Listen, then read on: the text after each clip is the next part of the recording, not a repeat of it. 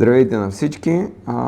Правим тези видеа, сега ще бъдат поредица от видеа, за да разясним малко интервюто, което Бойко Борисов даде на Явор Дачков, от Гласове. Между другото, това интервю, подобно и даденото на Бареков, по някакъв начин разкрива удобни журналисти и хора, които гледат как да се подмажат на Бойко Борисов и не задават истинските въпроси. По-странното обаче е, че от партиите изрязват някои неща, основните не ги казват, което пак ме навежда на мисълта, че по някакъв начин тези хора продължават да играят заедно. В интервюто има толкова много моменти, аз докато го пускам, и трябва да спирам, кажи речи, на всяка секунда, защото Бойко Борисов казва на всяка секунда лъжа и създава въобще грешни опорки, които после се разпространяват от самите партии, като по-важното нещо е, че ако те наистина бяха във война с Делян Пеевски, той щеше да ги използва тези опорки, за да може братя с грим, страницата, YouTube канала, които са на Делян Пеевски и казват лоши неща за неговите противници, да бълват, че това е всъщност пропаганда. Но ние виждаме, че Борисов и Пеевски са заедно. Защо го казвам? Защото борбата тепърва започва. Ако искаме да победим, ще трябва и тази информация, която в момента и аз ще я давам на отделни видеа, да я разпращате, да стигне до повече хора, защото вижте какво се случва. Уж опозиционният журналист Карбовски кани постоянно Явор Дачков и го легитимира като много голям експерт, който е антиправителствен и който е против официалния курс. Но всъщност се оказва, че това са хора, които са едно, които работят по начин, по който да създадат някакъв имидж на дадени журналисти, за да може дадените мафиотски ръководители като Пеевски и Борисов да излизат пред удобни на тях журналисти. Правя го на кратки видеа и сега ще ви кажа първото нещо, което ми направи огромно впечатление, което е огромна лъжа, която разпространяват от много години. Какво казва Бойко Борисов? Казва какво е постигнало неговото управление. Когато сме влезли в Европейския съюз, брутният вътрешен продукт е бил 27 милиарда евро. В момента, казва, брутният вътрешен продукт е 113 милиарда евро. Това показва, че управлението на Борисов и Пеевски е добро. Такава ли е истината и всички управления до сега и дали Европейския съюз ни е направил по-богати, ще разберем с няколко малки факти. Първо, да разберете какво е брутният вътрешен продукт. Брутният вътрешен продукт, ето това нещо го давам от интернет, съм го намерил, а не от аз да си го измислям. Или показвам ви, че чета от интернет, там откъдето вие вярвате най-много. Брутният вътрешен продукт е ключов икономически показател, който измерва общата пазарна стойност на всички крайни стоки и услуги, произведени в дадената страна за определен период. Стоки и услуги, произведени в дадената страна. Служи като основен индикатор за размера, здравето и растежа на икономиката. Той показва общата икономическа активност и е показател за стандарта на живот, както и ръста му се свързва с просперитет, а спада му с рецесия. Какво включва?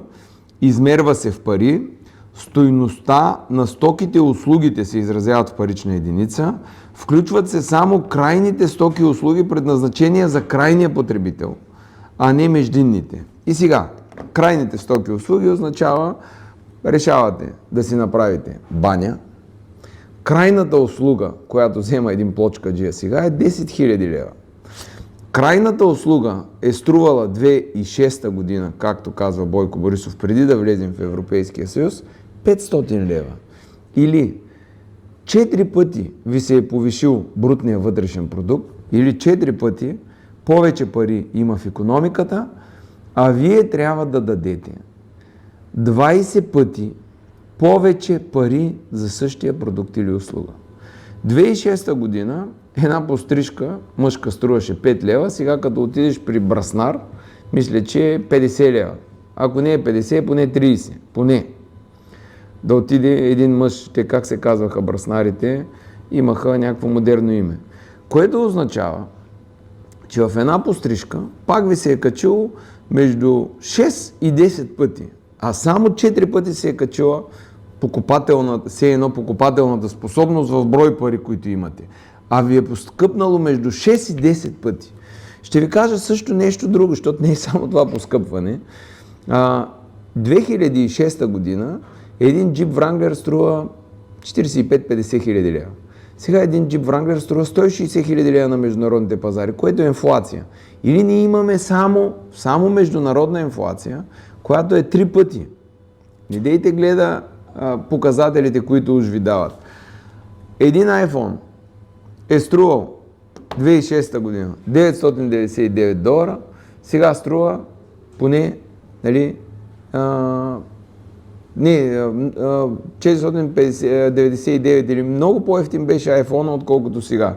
Цената рязко е скочила на телефони, на слушалки, на компютри, при положение, че там на 18 месеца производителността скача двойно и цената пада двойно. Или би трябвало за по-мощни телефони да плащаме по-малко пари и те да бъдат по-производително, а се получава нещо, което е коренно различно.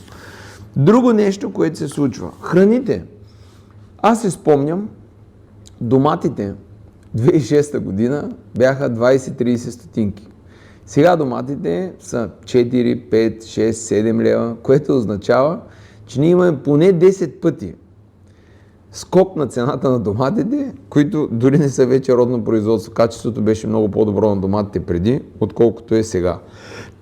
Или отново наблюдаваме 10 пъти скок на цените. Един апартамент в София 2006 година струваше 20-30 хиляди евро.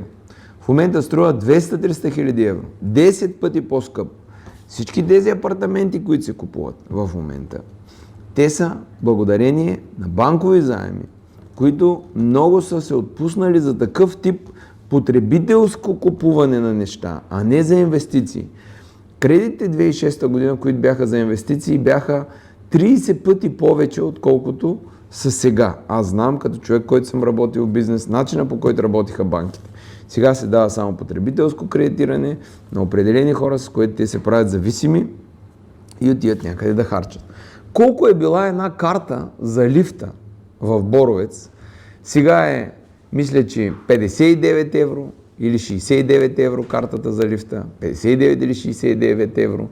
Вярвайте, че тогава е била 6 евро. Или там имаме 10 пъти покачване на цените за крайния потребител, което се измерва в брутния вътрешен продукт. Услугите, да отидете да отседнете някъде. Аз съм отсядал в хотели по това време и цената за хотел е била много по-малка, отколкото е в момента. Много по-малка. Знаете, почивките станаха безумно скъпи. Всичко расте с главоломни цени. Това, което се увеличил, защото лифта може и 20 пъти да се е увеличил. Парите за здраве. Здравето все още беше безплатно 2006 година. Сега се търсят стотици хиляди евро да се ходи дори в Турция. А в България, няма да казвам, един човек за обикновена операция колко пари плаща и лекарствата са ни 3 до 4 пъти по-скъпи, отколкото са в другите европейски държави с по-висок брутен вътрешен продукт от българския. Което означава, че ние даваме огромна част от средствата за здраве, които преди не сме ги давали. Пари за образование. Образованието, аз съм учил 2000 до 2003, таксата, която плащахме в икономическия университет, беше примерно 40 лева или 50 лева на семестър. Сега една такса е поне 500 лева на семестър, да не е и 1000. Не го знам това нещо. Трябва да ми кажат хора, които учат в момента. 1000 лева, значи 20 пъти по-висока такса има само за такса. Няма да говорим за качеството на образование, което е паднало. В училищата и децата трябва да ходят на допълнителни частни уроци, защото качеството е отвратително. Няма да говорим за социалните придобивки, които сме имали преди и които не са се отчитали. Но има и нещо друго. В този брутен вътрешен продукт нашата държава тази година е взела близо 22 милиарда кредит. си 2 милиарда кредит, който влиза в брутния вътрешен продукт, защото се плаща като заплати и други неща, за да може да се разпредели на хората. Значи виждате, че 4,5 милиарда са влезли по плана за възстановяване и устойчивост, които пари на 100% са отшли при Борисов и Пеевски, но те пак ги отчитат, че са влезли в брутния вътрешен продукт, защото си купили соларни панели, ветрогенератори и други неща, с които пак да прокудят и да изгонят хората. Това, което се е случило, много българи са прокудени да отидат да работят в чужбина, обаче те идват да си харчат парите, да си оправят жилищата или други неща. Така че тези хора живеят много по-зле, защото живеят в повече случаи доста пестеливо и антисоциално в чужбина, за да могат да си похарчат парите в България, нали, после да дойдат. Или всичко е станало много по-скъпо. Водата. Аз мога да ви кажа, водата е също 10 пъти по-скъпа от преди. Всяко нещо, което ние потребяваме, е в пъти по-скъпо от преди. И когато ние сме принудени да го купим, това увеличава брутния вътрешен продукт. Също това, което правят, те увеличават минималната работна заплата, за да вземат от бизнеса или от хората, или от държавния сектор и неусетно убиват държавния сектор, убиват частния сектор и всичко го вкарват държавен, което губи възможността за възпроизводство. Това, което казва Бойко Борисов за брутния вътрешен продукт, като сума е толкова, но като покупателна способност на българите, това, което сме имали като качество на живот в много услуги и много сектори, ние сме в пъти по-зле, отколкото сме преди. Хората са ниско образовани, хората са болни, много по-болни от преди, хората са изгонени от страната, държавната собственост е ограбена, продадена. Също нещо, което е много важно. Оръжейната индустрия в момента бълва, която плаща заплати и други харчове в България за войната в Украйна. Това е нещо временно, което после ще спре. Или Бойко Борисов казва една голяма лъжа. България е в пъти по-зле, откакто той е на власт, и брутният вътрешен продукт е изкуствен показател, който реално не показва как живеят хората и дали наистина са забогатели. Напротив, мога да твърдя, че ние сме обеднели.